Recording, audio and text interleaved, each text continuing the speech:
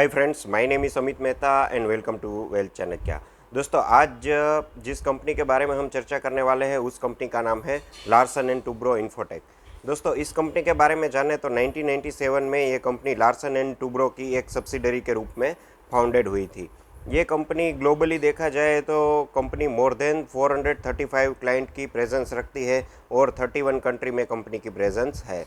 दोस्तों, कंपनी का बिजनेस देखा जाए तो end to end solution provide करने का है, यानी कि सॉफ्टवेयर का सॉल्यूशन, मोबाइल एप्लीकेशन का सॉल्यूशन, ये बिजनेस में है।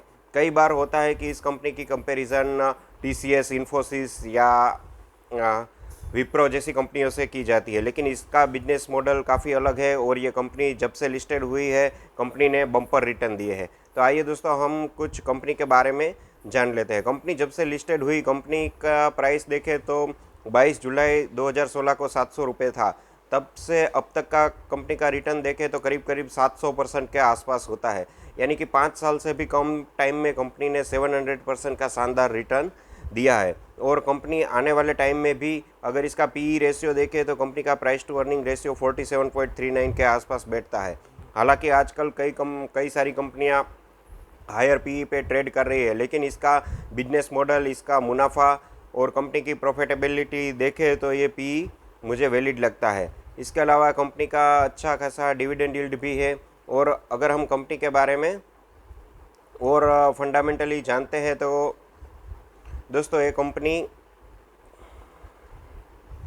करंटली 5434 की प्राइस पे ट्रेड कर रही है। इसके अलावा कंपनी का मार्केट कैप देखें तो 95,000 करोड़ के आसपास है और ये आने वाले 1 या 1.5 महीने में ही 1 लाख करोड़ के पार इसका मार्केट कैप हो जाएगा। तो 1 लाख करोड़ के ऊपर की ये एक लार्ज कैप कंपनी बन जाएगी। कंपनी की ग्रोथ प्रोबेबिलिटी को देखते हुए कंपनी में इन्वेस्ट करना चाहिए। इसके अलावा इसकी फेस वैल्यू 1 है और प्राइस टू बुक वैल्यू अगर देखें तो 412 रुपये है। इस हिसाब से कंपनी की करंट प्राइस को देखें तो ये 13 गुना पे प्राइस टू बुक वैल्यू के हिसाब से ट्रेड कर रहा है और 47 का पीई है।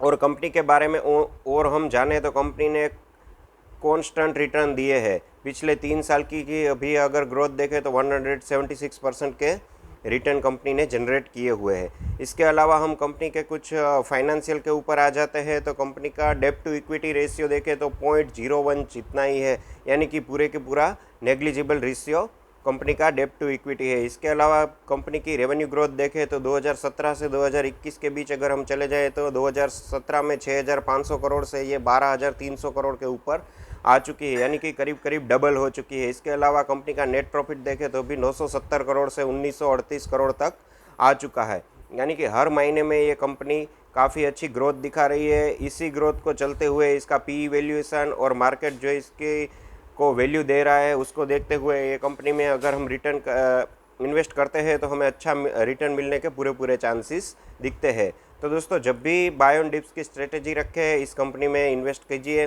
थोड़ा थोड़ा ही सही, 1-2 स्टॉक, आपकी जितनी कैपेसिटी हो उस मुताबिक इसमें इन्वेस्ट कीजिए।